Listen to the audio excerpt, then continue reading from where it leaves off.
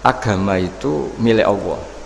Sehingga teori yang dikatakan manusia itu ya teori saja, tetap semua itu di tangan Allah.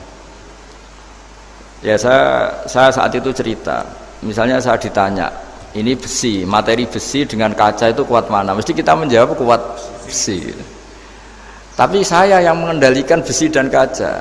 Ternyata saya punya merencanakan menghancurkan besi, menetapkan kaca ini tak simpan, akhirnya puluhan tahun. Yang ini saya rencanakan saya hancurkan itu. Andai kan si yang menjawab tadi tahu rencana saya, mesti kuat bilang kuat kaca. Gitu. Makanya contoh paling gampang tadi, dinosaurus itu hewan paling kuat malah musnah itu. Pitik yang nggak kuat sampai sekarang itu. Karena Allah bikin dinosaurus itu punya rencana dihancurkan itu. Sementara ayam enggak lah, gue rame-rame dunia gitu. Sehingga ya sudah. Nah, agama itu seperti itu. Agama itu sesuai rencana Tuhan. Sehingga ini cerita Nabi. Sehingga Nabi itu kadang nggak tahu bedanya antara sesuatu yang punya data, punya perangkat-perangkat untuk menuju A misalnya, itu nggak tahu bedanya. Jadi kalau Nabi ditanya misalnya gini, onta itu lahir dari betinanya, dari indukannya bisa? Ya bisa. Lahir dari batu, jawabnya ya bisa. Kalau dia seorang Nabi pasti jawab bisa. Kalau Nabi loh ya, bukan direktur mandiri, Nabi itu mesti jawabnya bisa. Jadi kalau Nabi ditanya mata air itu keluar dari bumi kedalaman 7 meter, bisa. Keluar dari sini, dari meja, jawabannya ya bisa. Karena Nabi itu saking dekatnya Allah, tahu betul bahwa perangkat di dunia ini tidak bisa mendikte Allah. Semua itu kehendak Allah. Logika yang terbangun Nabi itu sebenarnya gampang ya. Kalau kita teliti itu, hanya gampang itu sesuatu yang benar itu pasti bisa dijelaskan secara gampang. Nah ini ngaji tauhid biar tidak terlalu berteori itu. Karena kalau saya cerita uang pinter jenengan. Dan saya tidak ingin pinter tentang uang. Tak beri contoh. Tidak ini supaya nanti kalau sampean suatu saat meninggal ketemu mungkar nakir itu tahu cara menghadapi. Nanti tak warai tekniknya. Tak warai tekniknya. Bocorannya. Bocorannya tadi. Makanya ada cerita agama ini baik sekali. Orang bocorkan ujian nasional itu kriminal, bisa ditangkap Pak Rosidi itu. Tapi agama ini pertanyaan mungkar nakir dibocorkan semua kiai, itu nggak ditangkap sama mungkar nakir. Harusnya kan rugi karena ini pertanyaan, tapi semua kiai kan sudah membocorkan. Nanti pertanyaannya di kuburan itu man rabbuka, Tuhanmu siapa, agamamu apa? Itu kan sudah dibocorkan, tapi itu nggak dianggap kriminal. Sementara kita sekolah SD, sekolah SMP bocorkan soal itu dianggap kriminal. Padahal kalau harusnya boleh. Maksudnya kalau menuruti teori itu harusnya boleh kan. Wong pertanyaan mungkar nakir saja dibocorkan kan. Ada dasarnya kan? Ya tapi kan tidak ada itu. Harusnya boleh. Tapi kan terus jadi nggak ujian kalau apa? Kalau dibocorkan itu. Tidak ada itu. Harusnya boleh. Tapi kan terus jadi nggak ujian kalau apa? Kalau dibocorkan jadi dibocorkan. Kurang apanya baiknya agama ini? Pertanyaan sepenting itu dibocorkan dan kiai-kiai gak ditangkap sama mungkar nakir ya ada itu aja. Saya ulang lagi ya supaya kita ingat fitrah salimah. Soal Anda modern monggo lah, tapi saya sebagai kiai akan ngajari kalian tentang fitrah salimah. Jadi kalau kamu itu benar-benar beragama, ini misalnya kertas, ini lempengan baja. Kalau kamu beragama, ya terserah jenengan. Karena bisa saja ya terserah jenengan. Karena bisa saja kertas ini arsip nasional, baja ini tak niatkan, tak luluhkan, tak hancurkan. Sehingga kalau kita ngomong ya secara materi harus ditambahi, secara materi kuat baja ya Allah, tapi secara substansi jenengan ya terserah jenengan, monggo. Nah di sini yang mulai orang lupa itu karena selalu menjawab pasti kuat baja. Kata pasti ini yang akhirnya orang menghilangkan teori beragama. Berdasar logika. Nah akhirnya para nabi, para wali itu ditanya. Saya punya kitab karangannya Abdul Hamid, orang alim. Kitab itu dulu saya ngaji lama sekali, sampai sekarang saya pelajarin. Manusia itu dijebak hukum adat, padahal adat itu ya tidak terlibat. Misalnya kalau ada telur jadi ayam normal gitu. Ya tadi, indukan unta melahirkan unta normal itu, indukan sapi melahirkan sapi normal. Tapi kalau para nabi itu bilang ya nggak normal. Nggak normal artinya tetap ada kekuatan Tuhan. Indukan unta tahu apa tentang unta? Dia punya kekuatan apa? Bisa melahirkan unta, bisa menciptakan unta di perutnya, bisa ada jantungnya, ada paru-parunya, ada ususnya. Dia bisa apa? Di situ ada tangan Tuhan itu. Karena para nabi cara berpikir gitu, melihat tembok ya sama, tembok sama indukan unta itu sama-sama mungkin mengeluarkan unta. Sehingga ketika Nabi Soleh ditanya, bukti apa kekuasaan Tuhanmu? Apa bisa mengeluarkan unta dari batu besar ini?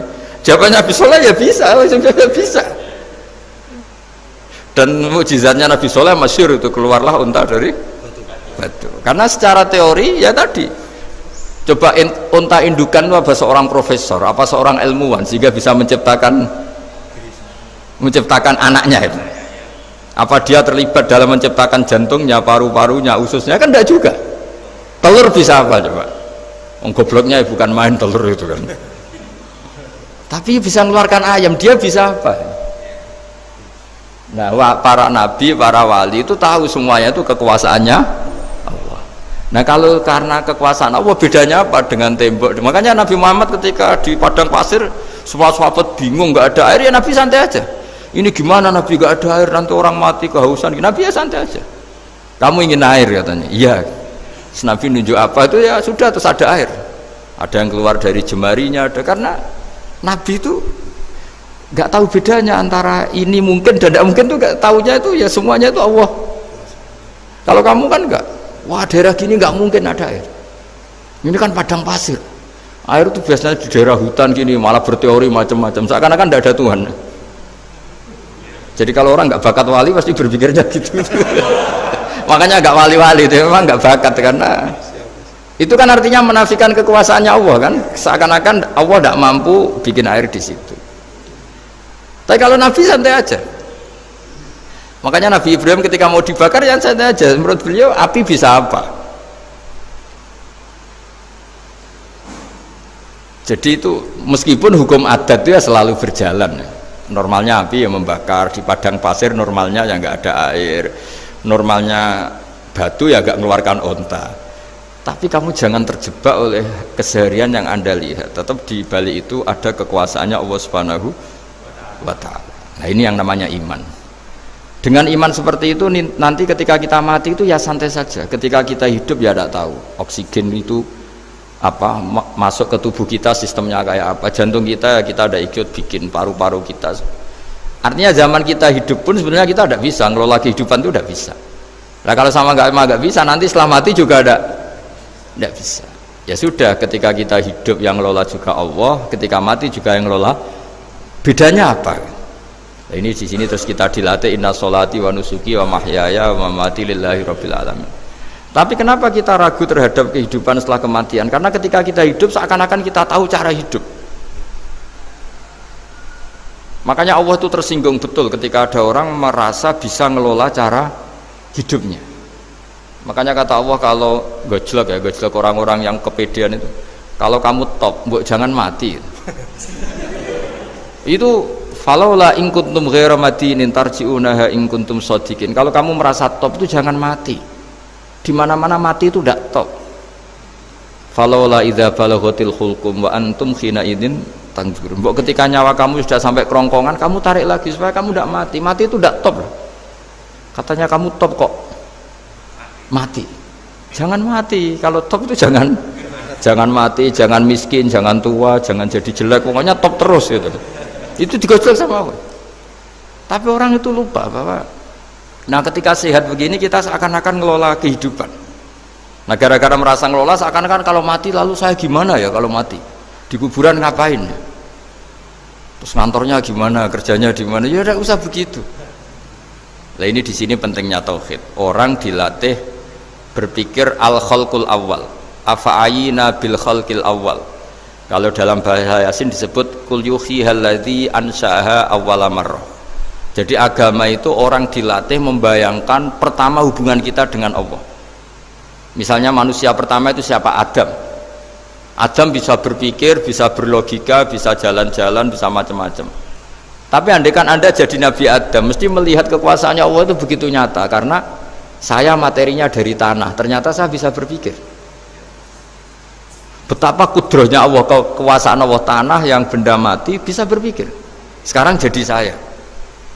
Sehingga ketemu, kira-kira Nabi Adam kalau ketemu tanah itu ya, kalau mau maksiat, wah ini tanah ini pasti komplain. Nah di sini pentingnya beragama. Sehingga ketika Rasulullah ngendikan, jika kamu memperbanyak sholat, maka tanah-tanah ini bersaksi terhadap sholat kamu. Jika kamu maksiat, juga tanah-tanah ini menjadi saksi pemberat. Itu kamu tidak jagal sama sekali, karena manusia pertama yang bernama Adam yang bisa berpikir itu materinya dari tanah. Jika kita tidak janggal ketika tanah disetatuskan bisa bersaksi. Tapi setelah kamu berpikir tanah itu bisa dicangkul, bisa dijadikan berhala, dijadikan kendi, dijadikan macam, seakan-akan tanah itu ya benda yang tidak penting. Tapi Nabi itu beda dengan kalian. Nabi tahu betul tanah ini makhluk Allah yang bisa berpikir. Sehingga Nabi yang ngetikan, kalau kamu sholat sunat atau beribadah sebaiknya jangan di tempat yang sama, biar yang menyaksikan kamu sholat itu banyak. Kita mungkin kan masa bumi bisa bersaksi, tapi andaikan Anda Nabi Adam itu tidak akan janggal seperti itu, karena dia tahu materinya dari tanah dan ternyata jadi mata yang bisa melihat, jadi telinga yang bisa mendengar. Makanya Allah selalu mengingatkan, ingatlah al-khalqil awal, afayina bil khalqil awal. Karena khalqil awal ini yang menjadikan apa? Fitrah beragama yang baik. Sehingga ketika orang Yahudi bilang nggak mungkin Nabi Isa itu nggak anak zina, wong ibu kok tanpa bapak, anak kok hanya ada ibu tanpa bapak. Allah cara menjawab, inna masalah Isa indallahi kamatsali Adam. Jika kamu protes ada Isa karena tanpa bapak, ya protes dengan Nabi Adam tanpa ibu tanpa bapak. Nah, ini diingatkan al-khalqil awal. Makanya Yasin bilang kul yuhyihalladzi ansa'aha awwala marrah. Awwala marrah itu kamu harus berpikir ketika hubungan kamu sendiri dengan Allah zaman sebelum ada semua. Jadi misalnya alam raya ini, bumi sebesar ini, masa suatu saat terus hilang, hancur, nggak berbekas. Ingat saja, bumi ini mulai dulu ya nggak ada. Diadakan oleh kekuatan besar yang super ada, yaitu Allah Subhanahu wa Ta'ala. Nah di sini kenapa faham-faham ateis itu hilang di dunia, meskipun ada itu karena saking mungkin kurang peradaban. Makanya guru-guru kita mulai zaman Nabi Adam sampai sekarang itu cara berpikir sederhana. Bumi ini kadung ada, di mana-mana sesuatu yang ada pasti disebabkan yang lebih ada. Kan nggak mungkin bumi yang ada kemudian penciptanya itu udah ada. Itu kan ngajak goblok bareng gitu kira-kira gitu. Sesuatu yang ada disebabkan oleh sesuatu yang tiada. Maka guru-guru kita ngajari, pertama sifat Allah itu wujud, karena ini wujud super atau kausa prima, terus kiai bilang wajibil wujud. Wajibil wujud terjemahan bebasnya ya wujud super. Karena wujudnya Allah itu yang mempengaruhi ya semua alam raya ini, dia harus di depan, masa yang menciptakan di belakang. Makanya terus disifati qadim. Qadim itu harus lebih dulu atau awal. Makanya ketika Fir'aun ngaku Tuhan itu cara membatalkan Nabi Musa itu sederhana. Kalau kamu Tuhan berarti baba kamu nggak ada Tuhan karena Tuhannya terlambat datang. Itu langsung oh iya ya, kalau ya kan berarti babanya dia tanpa Tuhan, kan Tuhannya baru kemarin, aktenya baru diurus. Itu aktenya baru diurus itu Tuhannya ini. Makanya Fir'aun itu akhirnya Nabi Musa punya pengaruh besar di kalangan punggawa Fir'aun. Karena ketika debat terbuka itu punggawanya dengar, akhirnya mereka iman sama Nabi Musa. Ini disebut wa qala rajulun mu'minun min ali fir'auna yaktumu imana. Banyak yang diam-diam ini iman karena logika Fir'aun jadi Tuhan itu nggak masuk akal. Yang benar adalah Tuhannya Nabi Musa. Nah orang-orang ini itu ya dibilang nggak loyal ya, pokoknya dia iman. Dan dia juga yang ikut rapat, besok Musa tangkap. Karena mereka sudah iman sama Musa, terus sebelum eksekusi itu datang, ini datang ke Musa. Tadi malam saya ikut rapat, keputusannya Anda ditangkap mau dibunuh, jangan lari saja dulu kan. Jadi kan nggak bisa disebut pengkhianatan, kan ini orang baik.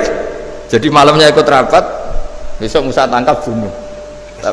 Iya Nabi Musa paginya sebelum di itu, Musa saya nanti malam ikut rapat dan keputusannya Anda ditangkap dibunuh, kamu lari saja sekarang. Nah, kenapa iman? Karena logika yang dibangun Nabi Musa. Makanya ciri utama kebenaran itu bal naqdhifu bil haqqi 'alal batil fayadmaghuhu fa idza huwa zahid. Kebenaran sejati itu boleh diuji di mana saja. Dan Anda tidak usah khawatir kebenaran sejati itu kalah. Pasti menang. Kalau kebenaran itu kebenaran sejati pasti menang. Ya, di sini terus ada ulama-ulama kayak banyak lah, termasuk di Indonesia kayak Pak Quraisy Shihab, kayak yang nyaman saja anak-anaknya di luar negeri karena merasa kebenaran sejati itu tidak akan kalah. Sehingga ketika ada negara yang begitu maju, saya pernah ditanya sama orang yang kuliah di Inggris, di Swiss, Gus, saya ini kan orang Indonesia tapi pengagum negara Swiss, Swedia, negara di sana itu makmur, terus tertib, bagaimana saya tetap mencintai Islam yang secara lahir itu kadang-kadang beberapa negara Islam itu kacau. Ada seorang mahasiswa tanya gitu, dia tanya cara ingat Allah, ya membela Islam kira-kira gitu. Terus saya berita, tak kasih tahu dia, ketika Anda muji negara-negara itu makmur, sejahtera, itu sebetulnya tetap utang jasa terbesar itu sama Tuhan. Pejabat bisa apa ketika Allah misalnya nggak bikin air? Negara bisa apa misalnya ketika Allah itu nggak bikin oksigen? Tetap semua ketertiban itu karena kehendak Allah. Berarti utang jasa kamu di negara manapun tetap sama Allah, bukan pada yang lain. Bahwa ada hukum sosial manusia, oke lah, kedua ketiga dia harus terima kasih. Hanya dia sadar. Nah, masalahnya kita ketika di negara yang makmur gitu, pikiran kita presidennya hebat, menterinya hebat, tata sosialnya hebat. Oke, nggak apa-apa, muji manusia itu nggak apa-apa. Tapi tetap itu semua di bawah muji Allah Subhanahu wa Ta'ala. Ada air begini ciptaan Allah, ada oksigen sehat ciptaannya Allah, sehingga muji pertama itu kepada apa artinya kehebatan manusia ketika ada gempa besar, ada likuifaksi, ada macam-macam. Nah, maksud saya ngaji di sini ingat Allah itu dengan cara seperti itu, sehingga ketika kita hidup di negara manapun ya utang jasa pertama pikiran kita sama Allah Subhanahu wa Ta'ala. Tapi kalau enggak, kamu terjebak hukum adat tadi, di mana-mana ayam itu yang mengeluarkan telur, telur mengeluarkan ayam, nggak bisa batu ini mengeluarkan ayam, keliru kamu. Ketika ayam mengeluarkan telur, memangnya ayam itu bisa? Apa dia berpikir sekolah dulu gimana ya cara punya telur? Kan ya enggak juga, tidak berkehendak juga. Apa ketika mata kamu bisa melihat terus kamu merencanakan gimana ya mata supaya bisa melihat? Ya tahu-tahu sudah melihat. Nah, di sini disebut afa'ayina bil khalqil awal ansa'aha awalan marrah wa huwa alladhi yabda'ul khalqa tsumma yu'iduhu wa huwa ahwanu alaih. Allah selalu mengingatkan, nah iman yang baik itu iman yang seperti saya utarakan tadi. Kamu ingat kekuasaan Allah ketika belum ada apa-apa. Kalau belum ada apa-apa ya Allah bikin manusia itu dari tanah, bikin ayam ya dari tanah, bikin sapi ya dari tanah, bahkan semuanya dari ketiadaan. Nah, dengan iman seperti itu, nanti kalau kamu ngaji hadis, Nabi bisa mengeluarkan air dari apa? Dari jemarinya. Terus Nabi Ibrahim dibakar gak apa-apa. Nabi Soleh bisa mengeluarkan unta dari batu besar. Nabi Musa bisa menyibak laut hanya dengan tongkatnya. Itu semuanya kamu tidak jangka. Karena tadi ingat bahwa kekuasaan Allah itu tidak terbatas. Itu cara iman yang benar. Sehingga nanti ketika kita mati juga gitu. Ketika kita hidup ya tidak bisa ngatur jantung kita, paru-paru kita, pasti sama lah. Setelah kita mati juga gak bisa ngatur, yang hanya ngatur Allah Subhanahu wa Ta'ala. Hidup kita dalam kendali Allah, mati kita dalam kendali Allah. Ya sudah, terus kita mati ya nyaman saja. Saking nyamannya itu orang-orang soleh kalau mati itu jarang berdoa. Bukan karena apa-apa, kalau berdoa itu resikonya kan gini, mustajab ndak ya, dikabulkan ndak itu. Itu menjadikan setan punya peluang masuk, diganggu. Makanya ajarannya Nabi, mangkana akhiru kalamihi la ilaha illallah wa fi riwayatin Allah dakhalal jannah. Jadi kalau mau mati bersaksi saja, sudah ini enggak saatnya berdoa, saatnya bersaksi. Makanya hanya disuruh bilang Allah, Allah, Allah. Dan supaya ini menjadi akhir kalimat. Sehingga nanti keren lah. Ketika ketemu Allah, apa akhir kalimat kamu yang kamu lafadzkan? Allah, Allah. Sehingga di kitab-kitab diterangkan, ketika orang tua kamu mau mati sudah bilang Allah, jangan tanya catatan hutang di mana ya, tabungannya di mana ya, terakhir jawab mandiri terus mati lah. Gak boleh ditanya lagi. Sekali ditanya nanti akhir kalimatnya mandiri. Nah, itu gak boleh. Jadi sekali sudah bilang Allah jangan tanya lagi.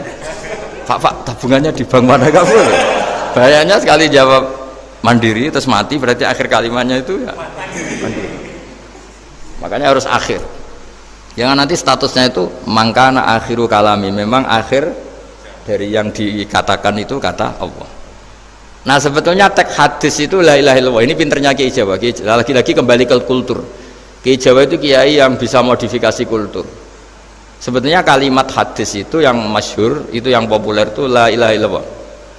Tapi Kiai Jawa itu, dan itu ngikuti kitab-kitab Arab juga, kitab-kitab. La ilaha illallah itu resikonya tinggi karena di situ kan tiada Tuhan yang berhak disembah kecuali Allah. Ada kata la ilaha ini.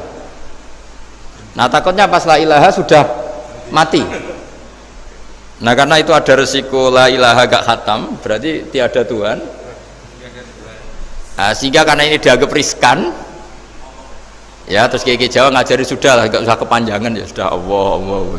Jadi itu sudah agak-agak rekayasa lah, agak-agak istihad gitu. Maksudnya istihad itu sebenarnya teks panduannya itu la ilaha illallah.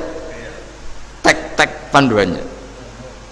Tapi kiai-kiai itu tentu yang paling tahu tentang kehendak Nabi karena nekuni ilmu itu lama sekali. Kita ngikuti cara-cara ditentukan para kiai. Karena tadi la ilaha illallah itu kan ada kalimat yang tadi ya, tiada Tuhan kan. Nah, kata tiada Tuhan ini yang dianggap riskan kalau nggak khatam. Daripada potensi itu terus kiai-kiai ya agak-agak improvisasi lah, itu memang ya sudahlah Allah. Nah supaya itu menjadi akhir kalimah, ya saya ulang lagi menjadi apa? Akhir kalimah. Setelah itu kata kitab-kitab jangan tanya hal lain. Ya sekali ditanya nanti dia akan ngelafatkan hal lain itu. Ya tadi misalnya tabungannya di mana? Gitu. Bisa jawab di sini. Nah, yang ribet kalau wong kuno itu neng laci, neng sorogan. Berarti kalimat terakhirnya ya laci sorogan itu.